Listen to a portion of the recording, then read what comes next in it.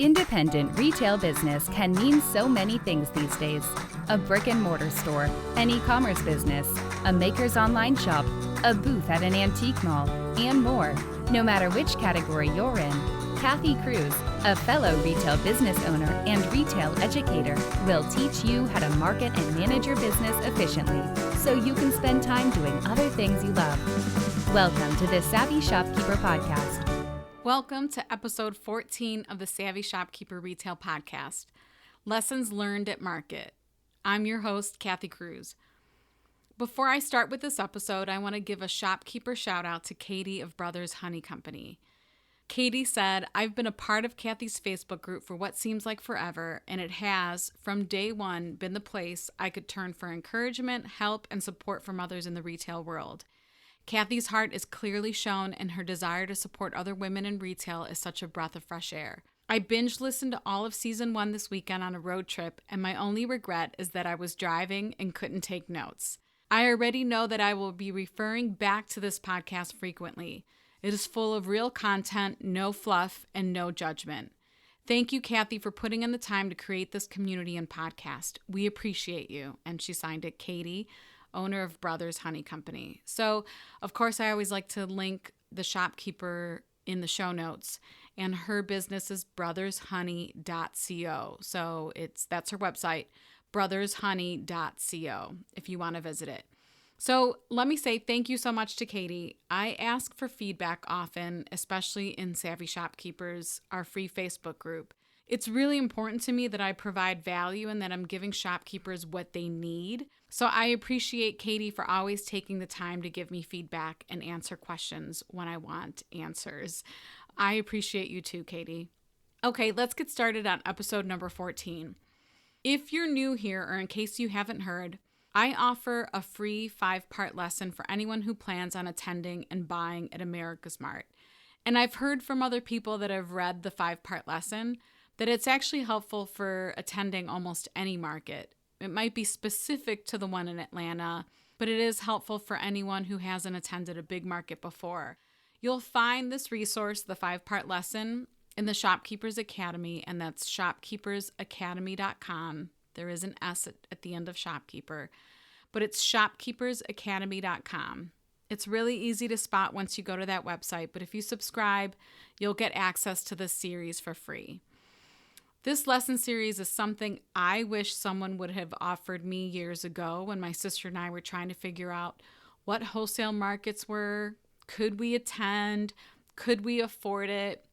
Are we quote unquote big enough to attend a market? How would we navigate it once we got there, and all those things? I'm sure if you've never attended a market or you saw all of the conversations in the Savvy Shopkeepers group over the past week, you are probably filled with lots of questions yourselves. And even if you went to market one time, I still find we learn something new every year. But attending a market, whether it's Dallas, Vegas, Atlanta, High Point, can be really intimidating. And I don't want to repeat what's in the 5-part lesson, so head there to get access to it. But I always seem to learn new things each year I attend, and this year was no different. I just returned from Atlanta a couple days ago. I chose to rest on Sunday because I needed it badly. And then here I am today on Monday, back at it. So I plan on adding the information I shared today in this episode. I should say in this episode, because when I record it isn't going to be the same day that you listen to it. But I do plan on adding the information to the lesson. So until then, I just want to get started on the episode and share all of the things I learned. So I have this episode divided into 2 sections. The first is what I want to share with the brick and mortar store owners, aka the buyers. And the second is a little information I can share with the makers. I know I have so much more to say to the brick and mortar store owners in this particular episode, but that's because I attend market as a buyer. So I have a lot more information to share. But if you're a maker and you're listening to this, I do have some information to share with you at the end. Okay, so let's get started with the information for the brick and mortar store owners. And even then, I should add that a couple of these things that I'm listing and going to talk about could relate to any type of business owner, retail business owner. Okay, so the first one is hotels. They book up fast. And I've known this, but if you're considering attending any market early next year, you might want to consider booking your hotel now. And I think that's what I learned this past year. I think we usually waited maybe 6 months in advance, but I'm learning that even a year in advance, a couple of those hotels can be completely booked, especially the Hyatt, which is, I want to say, diagonally across the street from Building 2. So just make sure you read the policies of the hotel when you go to make your reservations, but you can normally reserve as early as now without paying a dime. So you'll use your credit card to reserve the spot. But then they don't charge your credit card until a few weeks in advance. Again, make sure you read the hotel policies because I don't want you to end up getting any fees. I just want you to know that many hotels won't charge your card a deposit until you're a few weeks away from the market, but they do book up fast, especially the 5 or so hotels closest to the market buildings. And in the free series that's in the Shopkeepers Academy, there's actually a map in one of the lessons. So you can kind of have an idea of what those hotels are that are closest to AmericasMart. All right, the next one is transportation. And I guess this is automotive transportation, not airfare. I do talk about that in the series too. But I just want to mention that most nearby hotels offer a free shuttle to and from the mart. And we were actually about a mile away this time. We stayed at the Crown Plaza. And I think it was technically 0.8 miles away from building number 2. And I guess I just assumed going into this that maybe they didn't have a shuttle. And it wasn't until we were walking out on our first day that a few women mentioned it. And we just followed them and hopped on the shuttle. But the shuttle was a really nice bus. And, it wasn't overly packed. And it was free. So I just want to make sure that you know to check with your hotel to see if this is something that's offered. Saving money is extremely important on these trips, so find out ways to take advantage of the free resources each market or hotel has to offer. The other thing I thought I'd mention too is the MARTA, that's Atlanta's public transportation. And from what I hear, this is also an option. And I believe I heard that the MARTA actually pulls into the lower level of one of the buildings, so you can actually take it right into market. But I don't know this for sure, and I've never used it before, so I don't know how good it is, how safe it is. I don't know any of that, but I thought I'd mention it. Okay, the next thing is luggage and coat check. And I'm sure most of us would just assume that there's some type of coat check, but I want to add luggage check here. If you want to head directly to the mart from the airport or check your bags after you check out of your hotel and you still have, maybe half a day to do some buying, and before you head to the airport, you can actually check your bags. I know for sure in building number 2, it's where we checked our bags. It's only $3 a bag, and it gives you the comfort of buying and going through all the showrooms without rolling your luggage around. On the first 4 days of the market, some of the showrooms can get so packed. So the less you're carrying and tugging along, the better.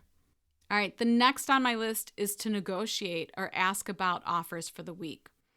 We learned that one vendor we buy from had a day where they offered 40% off. We were not there on that day. We were there the day before. So unfortunately, we learned this a day late. But in the future, I'll ask each vendor if they have any special promotions coming up in the week. Also, don't be afraid to negotiate, especially if you're a returning customer or you're placing a large order or maybe even multiple large orders. Ask them what they can offer you in return. It might be free freight. It could be 10 to 20% off. You don't know unless you ask. That's the point of this. Make sure you ask the vendors. Just don't assume that there is no special offer or that they can't do anything for you. Okay, the next one is to diversify markets. I heard several shopkeepers say that they're considering going to a different market next year. Not necessarily because one market is better than the other, but because they would like to find new vendors and new merchandise. So if you're attending the same market for years in a row, you might find that a lot of the merchandise is the same year in and year out, or I would say 80% of it is the same, with maybe 20% new items. So if you need to find new vendors, maybe attending different markets will expose you to new companies and new merchandise. I'm proud to say Doris is the sponsor of this season of the Savvy Shopkeeper Retail Podcast. If you aren't familiar with Doris, they are a premier distributor in the arts and crafts industry. But they are so much more than arts and crafts. They have on-trend home decor items, bridal, garden, gifts, and some great items for creating beautiful store and booth displays. Not only that, Doris has a fantastic blog that includes categories for both makers and brick and mortar businesses. As an independent retail store owner myself, it's really nice to know that we can place a minimum order for only $75. You don't hear that very often. Doris has an exclusive offer for Savvy Shopkeeper listeners. Use promo code SHOP20, that's SHOP20, at checkout for 20% off your order. Offer valid through December 31st, 2020. Visit Doris.com, that's D as in David, ARICE.com, Doris.com, to check out everything they have to offer. The next one is trends and inspiration. All right, this one's probably my favorite because I feel like I could take pictures for days in those buildings. But the most common question in Savvy Shopkeepers, while there were store owners attending AmericasMart and Dallas Market, was what are the trends everyone is seeing? So these were women in the group who weren't able to travel to Dallas or Atlanta to attend a market early in January. But they wanted to know, what was everyone seeing? What was everyone catching? What are the new trends that everyone was spotting? As a shopkeeper, and it doesn't matter if you're a brick and mortar store owner, if you're a maker, trends are extremely important. Why? Because your customers will want what's trending. They might see it in magazines, on social media pages, on TV shows. You don't want your merchandise to be dated. You want it to be fresh and current, and the best way to do this is to know what's trending, right? The other part of this is inspiration, and while you will find this everywhere at a market event, some of the showrooms, displays, and merchandising, it's amazing at these events. The vendors spend a lot of money, time, and effort hiring designers and merchandising experts to set up displays in their showrooms, and it really shows. Now, I want to add that some showrooms prohibit photography. Normally, you'll see a no photography sign upon entering, so I don't want you to break any rules or get in trouble. I sometimes ask first, and if you can take photos, do it. It's a great way to learn from the experts and find inspiration. And sometimes the markets are just so overwhelming and there's so much to take in, you might forget about something. So if something really catches your eye and something really inspires you, and they don't, frown down on taking photos, make sure you take pictures to document it all. I personally shared quite a few images on my Instagram and Facebook pages, and I plan on sharing more soon. So if you want to see what I'm talking about, you can follow me at Savvy Shopkeeper. It's the same on Facebook and Instagram. It's the @Savvy Shopkeeper, and that's 2 V's. Okay, so the next one is educational opportunities and social events. I know at AmericasMart, I can't speak for any of the other market events, but I know at AmericasMart, there's a slew of educational classes, presentations, demos, and a variety of social events. They even have cocktail parties. So if you can, organize your calendar so you can take advantage of these free resources. I want to mention this because there's a ton of value in these. Whether it's to network or learn, you might as well take advantage of it. To be transparent, my 3 days or 3.5 days that we had of market time, it's filled with buying. So I don't have any extra time to designate to these, but really it's not a bad idea if you can. Especially if you can afford to stay maybe for an extra day or two so you can squeeze in some of those events. And I wonder too if sometimes it's a nice break in between because buying can be exhausting. And if you're listening and you've been to one of these markets or you've been to markets for years, you know exactly what I'm talking about.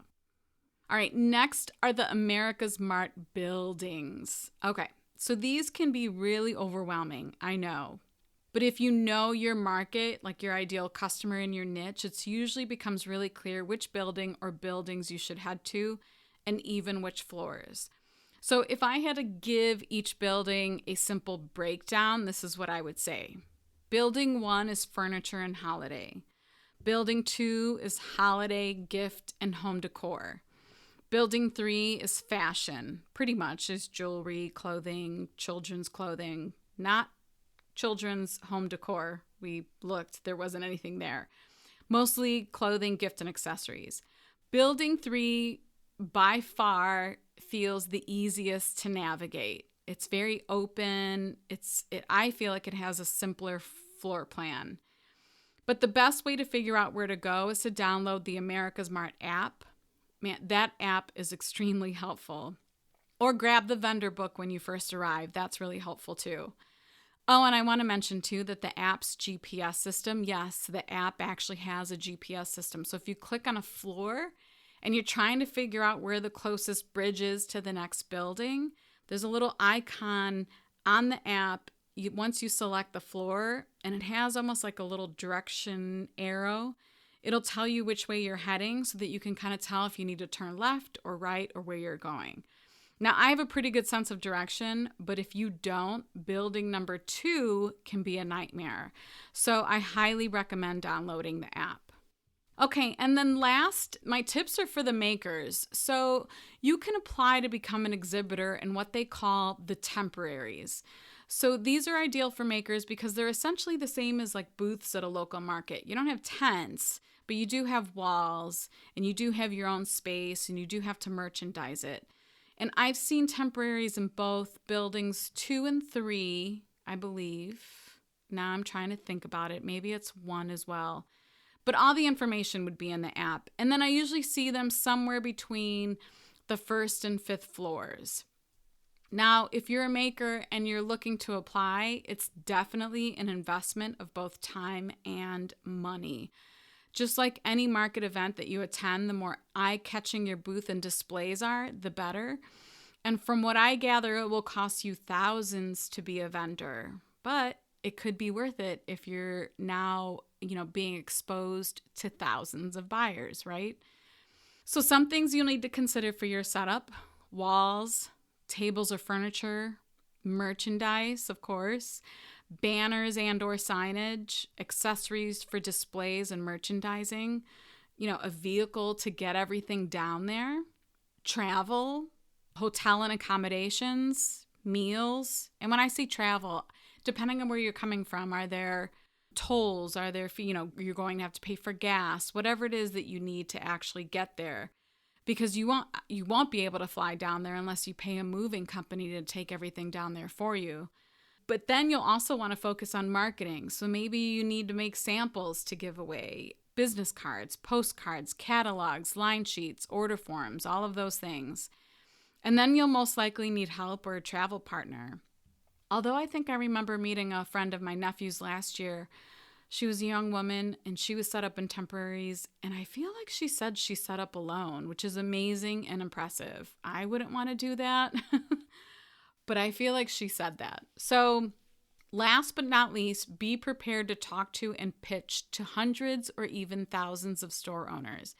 Personally, for me, being the introvert that I am, that would be exhausting.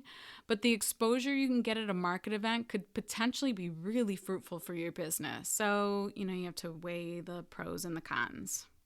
My intention with this episode is to help anyone who is considering buying or selling at a market event.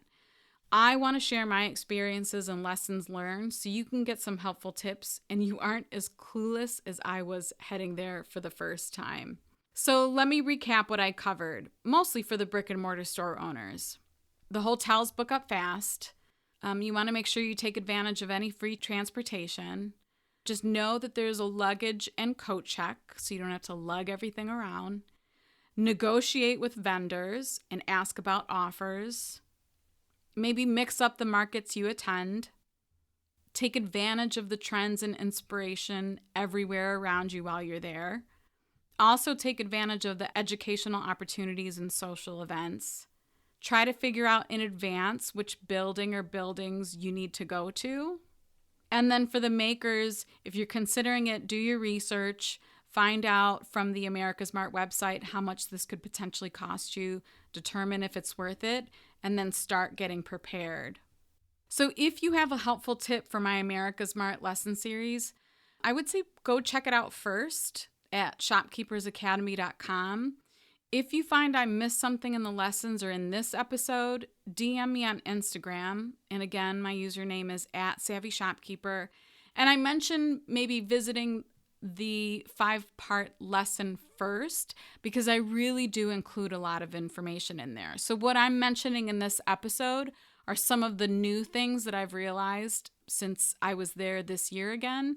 And it's definitely not all inclusive. I feel like every year I can add a little bit more, or sometimes I learn about new things in the Savvy Shopkeepers Facebook group, and I could add some of those good tidbits too.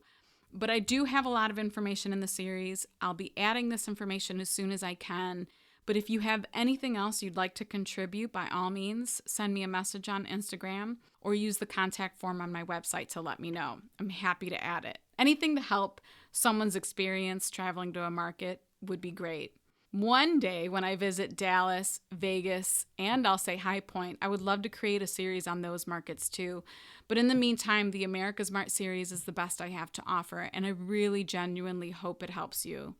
If you want to see the show notes to this episode or find links to anything I mentioned today, visit my blog at savvyshopkeeper.com/episode 14. That's savvyshopkeeper.com/episode 14.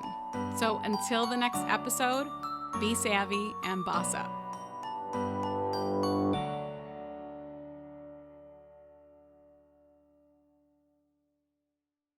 Beautiful Anonymous changes each week. It defies genres and expectations. For example, our most recent episode, I talked to a woman who survived a murder attempt by her own son. But just the week before that, we just talked the whole time about Star Trek. We've had other recent episodes about sexting in languages that are not your first language, or what it's like to get weight loss surgery. It's unpredictable, it's real, it's honest, it's raw. Get Beautiful Anonymous wherever you listen to podcasts.